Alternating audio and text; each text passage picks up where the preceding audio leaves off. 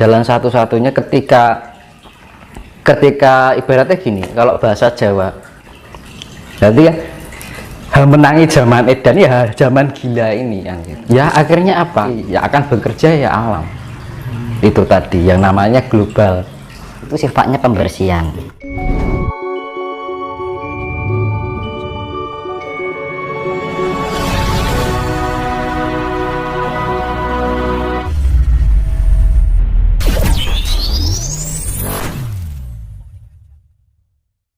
Gitu. Karena apa? Di Jawa termasuk Nusantara itu termasuk daerah yang berkelimpahan air. Kan ngono. Kehijauannya dari apa namanya? Nusantara dan Jawa ini khususnya itu kan juga luar biasa. Ya kayak di negara-negara lain kan gitu kan.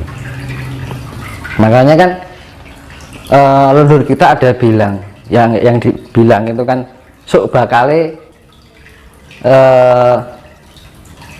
Cina Londo kari sak judu Jawa kari separo kan gitu. Ya itu diambil yaitu tadi ibaratnya separuh itu kan 50%. 50% itu tergolong adalah Asia Tenggara.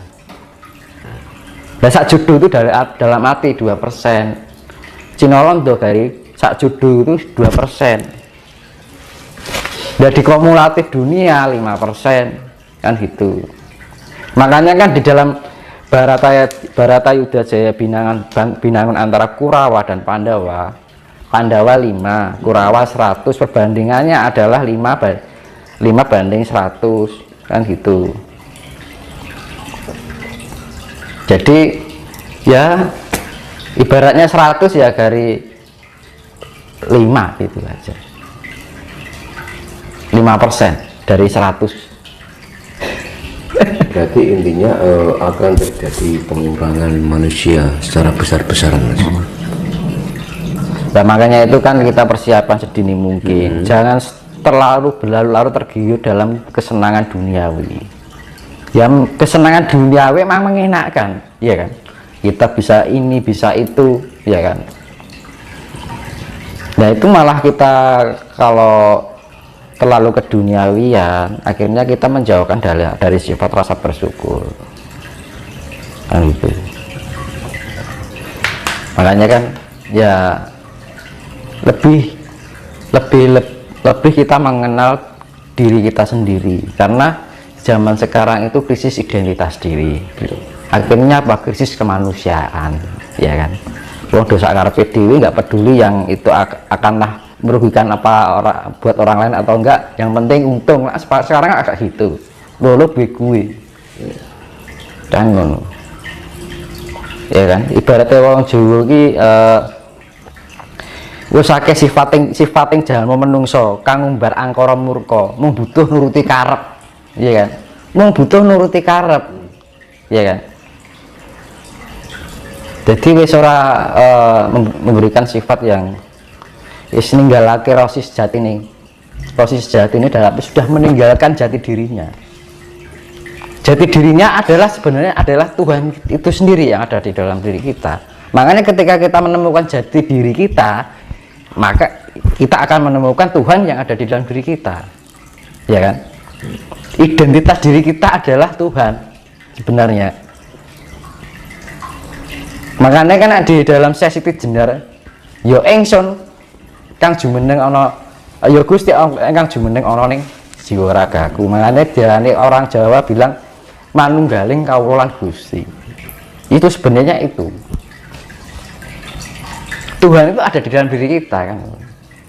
Tapi kita rasakan keberadaan Tuhan nah, gitu. Dengan cara apa?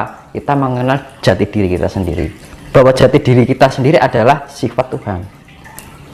Tapi sekarang orang sudah tidak mengenal jati dirinya. Karena apa? Sudah terbelenggu oleh kenikmatan dunia, ya kan? Makanya usahake sifat yang jamu kan seneng ngumbar angkara murka padha ninggalake rasa sejatine kan ngono. Mung butuh nuruti karep. Kalau orang Jawa bilang kayak gitu. Hanya butuh untuk mengumbar karsa itu.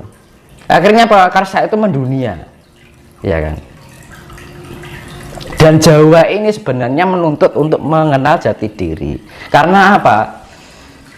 Bangsa ini terlalu larut lama ketergantungan dengan negara lain, ya kan?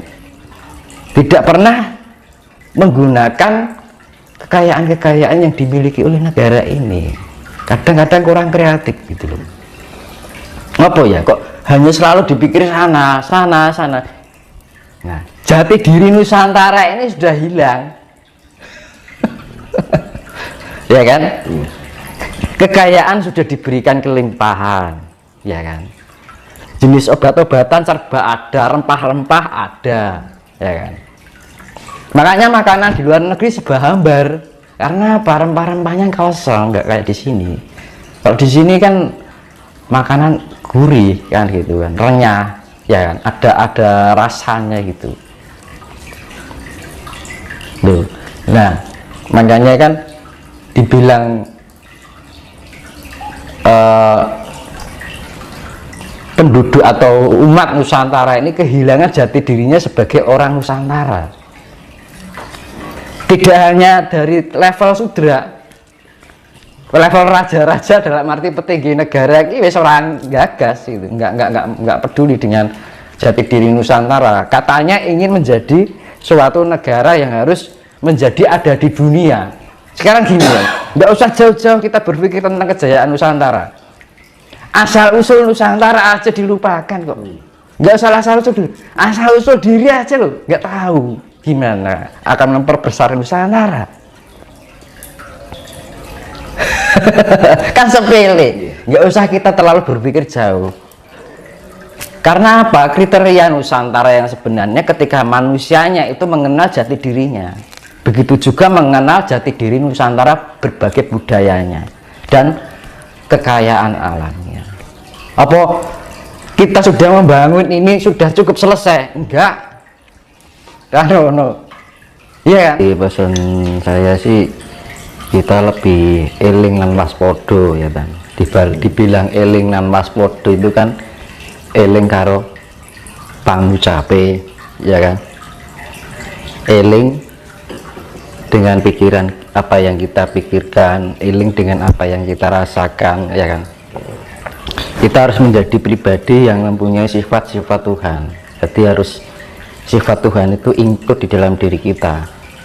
Jadi segala kehidupan sehari-hari, dari perilaku kita, pola pikir kita, pola rasa kita, pola ucapan kita harus diarahkan pada hal yang sifatnya kasih kan gitu. Karena ini yang dibilang masa penyaringan, biar kita nanti terselamatkan dari yang namanya bencana besar. Bencana besar pasti akan terjadi gitu. Nah, untuk jadi jangan sampai kita posisinya itu tidak siap kan gitu loh. Jadi harus kita mempersiapkan diri kita sendiri sedini mungkin ya, kerep-kerep di atas jam 12 malam melek bengi kan gitu. Kalau kita ya saya bilang tadi hening ya kan, diam merenung kemudian hening. Nah, merenung itu apa? Diam itu kan di dalam sebuah ketenangan, di dalam keheningan gitu kan. Terus henung, kita merenungi, sering-sering kita komunikasi dengan diri kita sendiri. Nanti kalau kita sering-sering komunikasi dengan diri kita sendiri, membuat kita itu semakin mengerti. Ya, mengerti dengan kondisi kita, mengerti dengan perasaan kita, mengerti dengan apa yang kita pikirkan, mengerti perilaku kita. Ya kan? Akhirnya apa? Di dalam sifat mengerti itu akan menuntun diri kita di dalam kehidupan sehari-hari. Biar kita menjadi lebih layak untuk dipantaskan di peradaban besok nanti. Karena peradaban besok itu ya namanya zaman kesucian, zaman kedamaian dan gitu. Suci kan dalam arti harus mempunyai sifat kasih mau. Kalau kita mau yang namanya kita olah spiritual, mau ajaran ini ajaran itu, kalau kita nggak bisa menerapkan kasih ya percuma. Karena Tuhan, yaitu tadi kekuatan power dari alam semesta, bahkan dunia global semesta ini dari makro sampai mikro itu kuncinya adalah kasih gitu. Karena apa ya, itu tadi kembali kita harus mempunyai sifat pemelihara ya. Apa yang kita pelihara pikiran kita dengan baik, pelihara rasa kita dengan baik, pelihara perilaku kita. Kalau kita sudah memelihara itu, kita sama aja memelihara diri kita. Nah, ketika kita memelihara diri kita bagian dari istilahnya memelihara alam semesta ini, mewakili gitu kan, dari diri kita sendiri. Dan itu harus bisa, kalau ini semua terjadi secara global, dari semua orang yang di muka bumi ini punya sifat seperti itu, maka akan tercipta kedamaian. Tapi secara global ini masih antara sifat buruk dengan sifat damai ini masih condong ke buruknya, ya nggak akan mungkin tercipta kedamaian. Ya akhirnya apa? Jantraning jagat. Jantra itu kan jangka. Jagat bisnis ya akan bekerja ya alam. Itu tadi yang namanya global, yaitu tadi megatrust itu sifatnya pembersihan. Karena air samudra itu sifatnya neutron, jadi penetralisir. Terus ini Mas, terkait dengan konsep eling, bahwa jika kita mau selamat dari seleksi alam, dari bencana, kita harus eling. Apakah konsep eling itu yang dimaksud eling sama yang sang pencipta atau bagaimana? Nah, eling itu ya bagian terkecil ya, saya contohkan ya. Kita mandi, bahwa kita merasakan bahwa yang mandiin kita air. Nah, itu termasuk eling, Mas. Kita minum nih, kita merasakan bahwa yang kita minum itu air dari Tuhan. Itu eling, Mas, ya kan?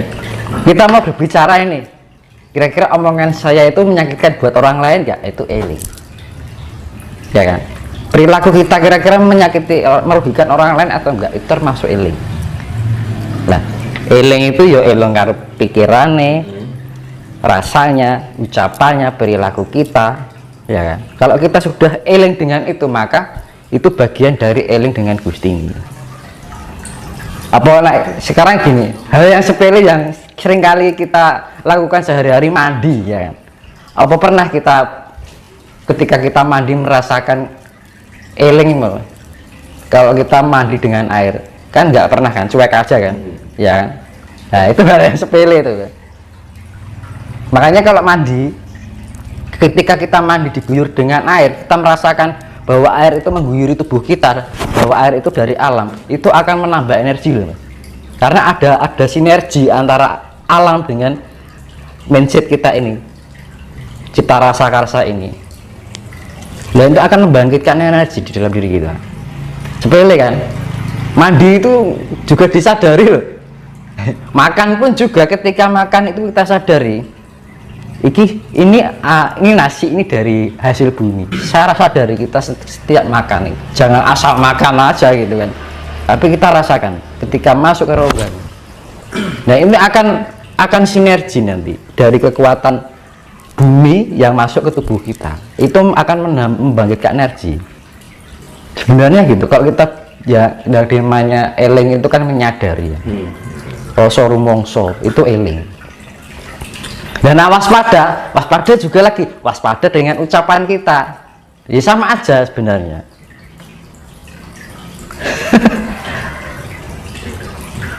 Nah itu, karena apa? Ketika kita menyakiti orang lain, itu sama saja melukai diri kita sendiri sebenarnya. Karena apa? Hukum imbal balik, hukum feedback, hukum cermin, ya kan? Kalau kita pantulkan biru, ya kembalinya biru. Kalau pantulkan merah, kembalinya merah. Ya sama aja.